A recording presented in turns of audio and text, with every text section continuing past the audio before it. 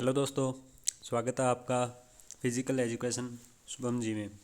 आज हम आपके लिए लेके आए हैं शारीरिक शिक्षा की इंट्रोडक्शन, शारीरिक शिक्षा का अर्थ, शारीरिक शिक्षा का महत्व और शारीरिक शिक्षा की आवश्यकता। इसके साथ ही अपने चर्चा करेंगे वंशानुक्रम की, कि वंशानुक्रम जो है वो किस तरीके से अपना जो महत्वपूर्ण योगदान है वो फिज़िकल एजुकेशन में देता है।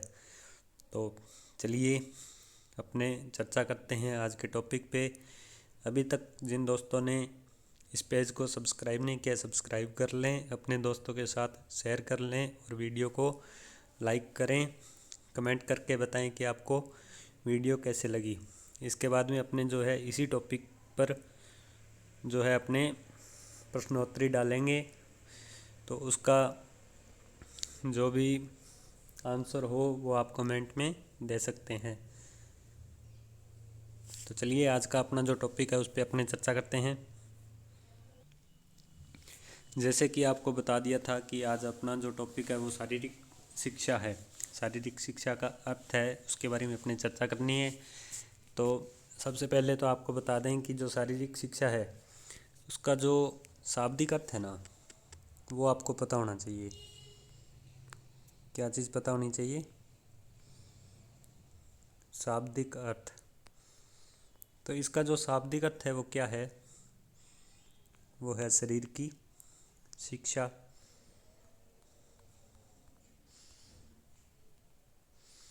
देखो पीडीएफ के अंदर जो आपको इम्पोर्टेंट फैक्ट है वो दिए गए हैं, ठीक है। इसके अलावा जो आपको और भी इम्पोर्टेंट फैक्ट लगेगा वो आपको डायरेक्ट बताएंगे, और इसके अलावा जो क्वेश्चन बनेंगे अपने उनका भी आपको हैंड टू हैंड बताएंगे कि यहाँ से ये क्वेश्चन आपका बनेगा। तो शाब्दिक अर्थ क्या है? शरीर की शिक्षा। और इसका मतलब जो है अपने बात करते हैं कि शाब्दिक अर्थ तो हो गया शरीर की शिक्षा, और परंतु इसका जो भाव है ना वो केवल शरीर तक ही सीमित नहीं होता बल्कि काफ़ी विस्तृत है। जो इसका अर्थ है वो क्या है? विस्तृत है। किस तरीके से है? इसको कभी क्या कहा गया है?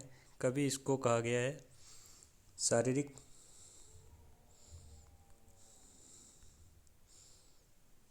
प्रशिक्षण। प्रशिक्षण। कभी इसको क्या कहा गया है? शारीरिक संस्कृति। इसकी चर्चा अपने आगे करेंगे फिजिकल कल्चर की। कभी इसको शाब्दिक अर्थ का पूछे तो आपको क्या है? शरीर की शिक्षा। उसके बाद में आपको पूछे कि इसको किन किन नामों से जाना गया है, तो कभी इसको शारीरिक प्रशिक्षण कहा गया है और कभी इसको शारीरिक संस्कृति कहा गया है। उसके बाद में अपने आगे चलते हैं। तो शारीरिक शिक्षा से तात्पर्य शारीरिक गतिविधियों के व्यवस्थित कार्यक्रम से लिया जाना चाहिए। मतलब जो है शारीरिक शिक्षा है, शारीरिक शिक्षा का तात्पर्य है शारीरिक जो गतिविधियाँ अपने जो फिजिकल एक्टिविटी करते हैं ग्राउंड वगैरह में, उनका जो व्यवस्थित कार्यक्रम, मतलब जिन उन क्रियाओं को जिस क्रम में उनको व्यवस्थित किया गया है उनसे लिया जाना चाहिए। मानव शरीर के विकास और शारीरिक आयामों के लिए अत्यंत आवश्यक होती है। जो शारीरिक शिक्षा है वो मानव शरीर के विकास, मतलब शरीर के विकास में कौन कौन सी चीज़ें आ गई, इसमें एक तो आ गया अपना शारीरिक विकास, शारीरिक के साथ आ गया अपने मानसिक विकास, मानसिक विकास के साथ आ गया अपने बौद्धिक विकास, बौद्धिक के साथ आ गया अपने सामाजिक विकास। तो इन सभी विकास के लिए क्या है? अपने शारीरिक शिक्षा अनिवार्य है, शारीरिक आयामों के लिए भी अत्यंत आवश्यक है। अब इसमें बताया गया है कि शारीरिक शिक्षा क्या है। शारीरिक शिक्षा क्या है उसके बारे में बताया गया है। शारीरिक शिक्षा वह शिक्षा होती है जो शारीरिक वृद्धि विकास से प्रारंभ होकर व्यक्ति को सर्वांगीण विकास प्रदान करती है। मतलब कि जो व्यक्ति का वृद्धि और विकास होता है इसकी चर्चा अपने खूब करेंगे, वृद्धि और विकास की चर्चा खूब करेंगे। इसकी अपने जो चर्चा है वो फिजिकल एजुकेशन में भी करेंगे इसके अलावा इसकी चर्चा जो है अपने वो एजुकेशन साइकोलॉजी में भी करेंगे और इसकी चर्चा जो है वो अपने स्पोर्ट्स साइकोलॉजी में भी करेंगे। तो मतलब वृद्धि और विकास आप कभी भूलोगे नहीं किस तरीके से। तो इसका जो है ना, शारीरिक शिक्षा कौन सी शिक्षा होती है, वृद्धि विकास से लेके व्यक्ति को सर्वांगीण विकास प्रदान करती है, जो अपने अभी चर्चा करके आए थे, शारीरिक विकास, मानसिक विकास, बौद्धिक विकास और सामाजिक विकास। तो ये सर्वांगीण विकास क्या करती है, प्रदान करती है। शारीरिक शिक्षा द्वारा एक दक्षतापूर्ण व शक्तिशाली शरीर, अच्छे स्वास्थ्य, मानसिक स्फूर्ति और सामाजिक व भावनात्मक गुणों से युक्त व्यक्तित्व का निर्माण होता है। प्रश्न आएगा शारीरिक शिक्षा के द्वारा कैसे व्यक्तित्व का निर्माण होता है। ऑप्शन में आपको एक ऑप्शन इनमें से मिलेगा, बाकी आपको 3 अलग मिल जाएंगे। या आपको ये भी दे सकता है शक्तिशाली शरीर, अच्छा स्वास्थ्य, मानसिक स्फूर्ति, उपरोक्त सभी आ जाए तो आप उपरोक्त सभी कर देना। उसके अलावा आपको ऐसा भी पूछ सकता है, क्वेश्चन को ध्यान से पढ़ना, कि शारीरिक शिक्षा द्वारा व्यक्तित्व का निर्माण नहीं होता है। तो ये अगर दोनों तीनों ऑप्शन हो और लास्ट में दिया हो उपरोक्त में से कोई नहीं, तो आप वो करोगे। ये आपका जो क्वेश्चन है वो मोस्ट इम्पोर्टेंट है। इस पे जो है फिजिकल एजुकेशन का जैसे बच्चे को ज्ञान होगा तो उसके जो है एक बलिष्ठ शरीर का निर्माण होगा, और बच्चा ग्राउंड वगैरह में जाएगा, एक्टिविटीज़ करेगा, तो बच्चा क्या होगा, अच्छा स्वास्थ्य रहेगा। उसका अच्छा स्वास्थ्य रहेगा तो बच्चे को क्या होगा, मानसिक रूप से भी वो स्वस्थ होगा, मतलब मानसिक स्फूर्ति उसको मिलेगी। उसके अलावा अपने बात करते हैं सामाजिक व भावनात्मक गुणों का भी व्यक्तित्व के अंदर जो है उसमें निर्माण होता है। उसके बाद में आता है शारीरिक शिक्षा की धारणाएं। अब अपने पीछे बात करके आए थे कि शारीरिक शिक्षा को कभी शारीरिक प्रशिक्षण कहा गया, तो कभी इसे शारीरिक संस्कृति।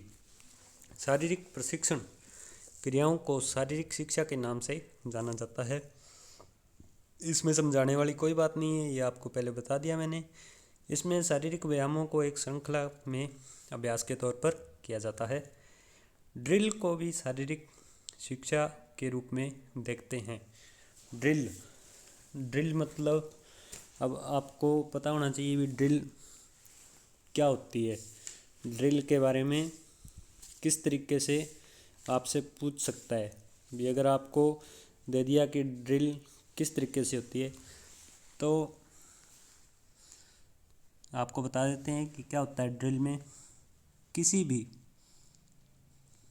क्या होता है, किसी भी क्रमबद्ध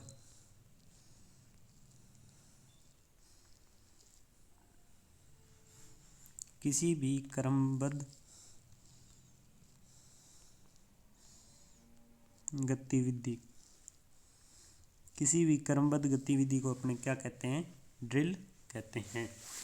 और व्यक्तिगत व्यायामों को सामूहिक रूप से करने पर उसे मास ड्रिल के नाम से जाना जाता है। ये फैक्ट जो है ये आपके लिए मोस्ट इम्पोर्टेंट है। और उसके बाद में अपने चर्चा करते हैं, शारीरिक शिक्षा को शारीरिक संस्कृति भी कहा जाता था। इसमें भार व्यायामों को करवाया जाता था, ठीक है भी। उसके बाद में अपने बात करें कि जो यूरोपीय विचारधारा थी, उसके कारण जिम्नास्टिक को शारीरिक शिक्षा के रूप में भी जानते थे, परंतु यह उपकरणों की गतिविधियों के रूप में जानी जाती है। मतलब जो है फिजिकल एजुकेशन जो है वो उपकरणों की गतिविधियों के रूप में जानी जाती है, तो इसलिए इसको शारीरिक शिक्षा का ही एक भाग माना जाता है। उसके बाद वे अपने चर्चा करते हैं शारीरिक शिक्षा की परिभाषा पे। शारीरिक शिक्षा की परिभाषा की बात अगर अपने करें तो सबसे पहले अपने जो परिभाषा है वो है जेपी थॉमस के अनुसार जेपी थॉमस क्या कहते हैं? शारीरिक शिक्षा शारीरिक क्रियाकलापों के माध्यम से बच्चे के संपूर्ण व्यक्तित्व का विकास करता है और उसके मन, शरीर और आत्मा में परितोष व संपूर्णता लाती है। ये परिभाषा आपके लिए मोस्ट इम्पोर्टेंट है। मोस्ट इम्पोर्टेंट है। शारीरिक शिक्षा शारीरिक क्रियाकलापों के माध्यम से बच्चे के संपूर्ण व्यक्तित्व का विकास करता है और उसके मन, शरीर, आत्मा में परितोष व संपूर्णता लाती है। तो आपको ये परिभाषा दे देगा, ठीक है। और ये किसकी आपको ये चारों नाम दे देता, तो आपको ये ध्यान रखना है कि ये परिभाषा जो है संपूर्ण व्यक्तित्व का विकास करता है और इसके साथ साथ मन, शरीर और आत्मा, तो किसकी है? जेपी थॉमस की है। ये मोस्ट इम्पोर्टेंट है। उसके बाद में अपने चर्चा करते हैं अगली कोटेशन पे। महात्मा गांधी के अनुसार गांधी जी ने क्या कहा था? शिक्षा से मेरा अभिप्राय बच्चे और बड़ों के शरीर, मन और आत्मा के सर्वोन्मुखी विकास से है। अब सर्वोन्मुखी का मतलब है सर्वांगीण विकास।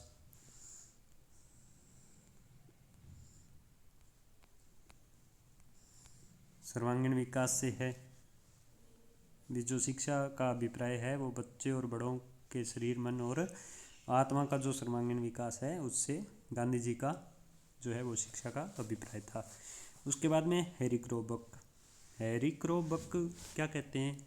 शिक्षा के कार्यक्रम का वह भाग है।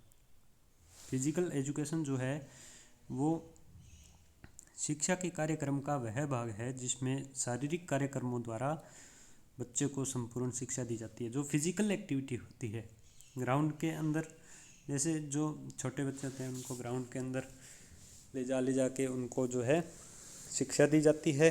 खेल के अंदर जो है वो बच्चे का विकास किया जाता है। तो ये हैरी क्रोबक है। और इसका आपको इम्पोर्टेंट क्वेश्चन जो है हैरी क्रोबक का कौन सा बनेगा?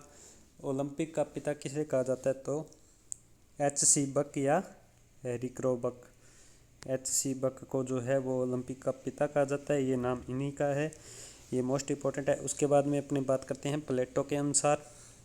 प्लेटो ने क्या कहा? संगीत तथा जिम्नास्टिक को एक साथ आत्मिक विकास का अध्ययन बनाना चाहिए। प्लेटो बोलता है कि म्यूजिक और जिम्नास्टिक को एक साथ आत्मिक विकास का अध्ययन बनाना चाहिए।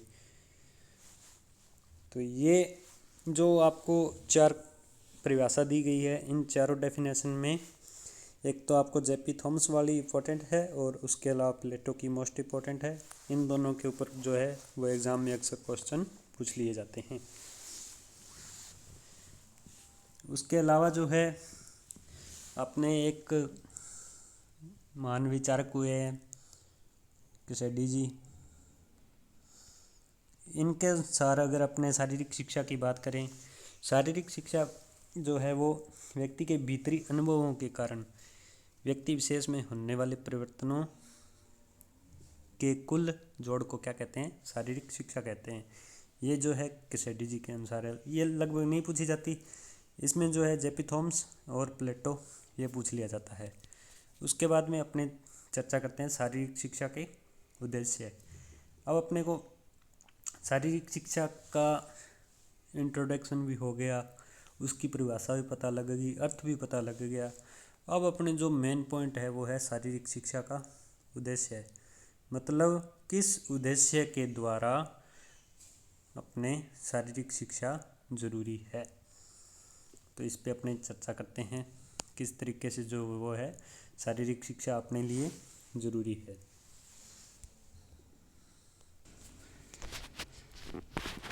आपका जो पहला है शारीरिक विकास, मतलब जब बच्चा शारीरिक शिक्षा का ज्ञान उसे है, ठीक है, तो उसका शारीरिक विकास होगा क्योंकि वो ग्राउंड में जाएगा और शारीरिक क्रियाएं करेगा तो उसके जो शरीर के अंगों का जो विकास है वो होगा, ठीक है। इसलिए ये मोस्ट इम्पोर्टेंट है आपके लिए। उसके बाद है मानसिक विकास, मतलब जब बच्चे को प्रेरित किया जाता है किसी प्रशिक्षक के द्वारा या उसके गार्जियन के द्वारा जो बच्चे को प्रेरित किया जाता है कि तेरे को ये चीज़ें करनी चाहिए, ठीक है, तो उस हिसाब से शारीरिक शिक्षा का मतलब कहने का जो सीधा सा तात्पर्य है वो, अगर बच्चे के गार्जियन को या किसी अन्य टीचर को, फिजिकल टीचर की बात न करके किसी अन्य टीचर को भी अगर फिजिकल एजुकेशन का ज्ञान है तो वो बच्चे को मानसिक रूप से तैयार करेगा। तो बच्चा ग्राउंड में जाएगा, ग्राउंड में जाने के बाद में बच्चा हर एक एक्टिविटी में रुचि लेगा, तो उसका जो मानसिक विकास है, मेंटली लेवल जो बोलते हैं अपने, वो उसका अच्छा रहेगा, विकसित होगा। उसके बाद में सामाजिक विकास भी इसके लिए महत्वपूर्ण है। फिर आता है संवेगात्मक विकास।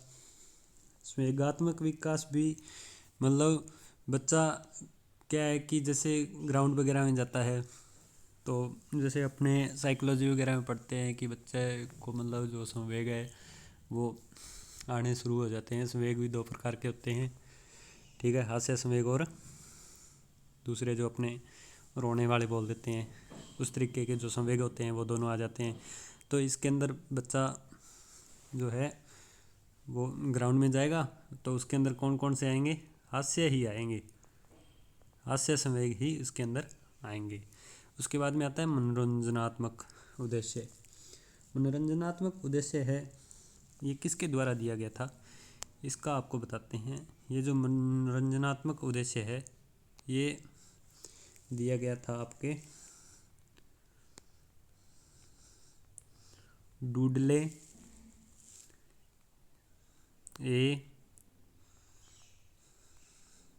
सार्जेंट, इनके द्वारा जो है वो मनोरंजनात्मक उद्देश्य के बारे में बताया गया था। मतलब जब बच्चा ग्राउंड में आता है तो उसको इस चीज़ के बारे में जानकारी देते हैं, और बच्चा मतलब खेल खेल में जो है वो अपना शारीरिक विकास है, मानसिक विकास है, सामाजिक विकास है, अर्थात बच्चे का जो सर्वांगीण विकास है तो वो खेल खेल में सीख जाता है। इसलिए मनोरंजनात्मक भी आपके लिए मोस्ट इम्पोर्टेंट है। उसके बाद में व्यक्ति में मानवीय संबंधों का विकास होता है। व्यक्ति में मानवीय संबंधों का विकास होता है। ये किसके द्वारा दिया गया था, ये दिया गया था आपके चार्ल्स ए बुचर, चार्ल्स ए बुचर के द्वारा जो है ये उद्देश्य भी बताया गया है कि शारीरिक शिक्षा के ज्ञान के द्वारा व्यक्ति में मानवीय संबंधों का विकास होता है। क्योंकि जो खेल है, खेल के अंदर एकता होती है, एकता के द्वारा जो है मानवीय संबंध स्थापित होते हैं, अच्छे मानवीय संबंध स्थापित होते हैं। उसके बाद में सामाजिक नैतिक चरित्र।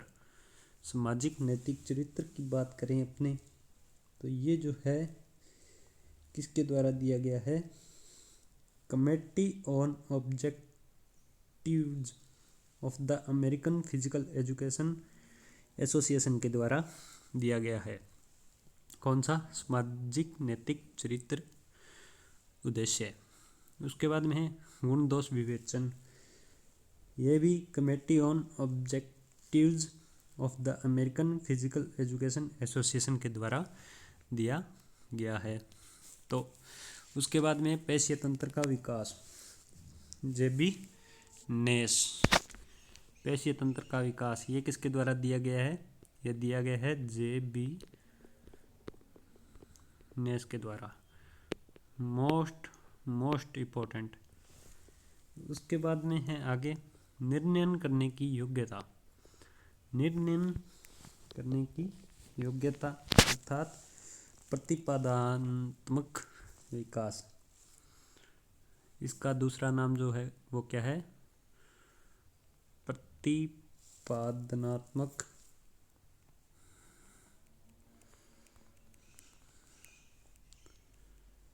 विकास।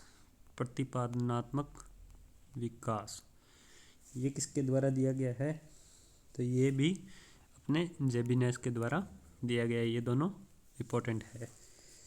उसके बाद में अगला जो है उद्देश्य वो है मनोप्रेरक। ये जो है मनोप्रेरक, ये इम्पोर्टेंट है। यूनिवर्सिटी कॉलेज के बच्चों के लिए ये इम्पोर्टेंट है। और इसमें आपसे ये पूछा जाएगा कि ये किसके द्वारा दिया गया है। तो ये जो है ब्लूम एंड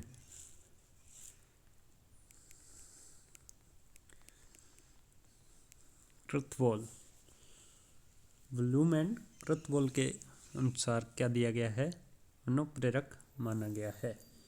इसमें क्या होता है, यह जो है शारीरिक, मानसिक और आर्थिक विकास से संबंधित होता है। तो अपने ये हो गया है अपना टॉपिक कंप्लीट। उसके बाद में अपने जो चर्चा करेंगे आगे, वो अपने चर्चा करेंगे इसकी आवश्यकता पर और इसके महत्व पर। तो अभी तक जिन्होंने सब्सक्राइब नहीं किया वे सब्सक्राइब कर लें और अपने दोस्तों के साथ शेयर कर लें। धन्यवाद।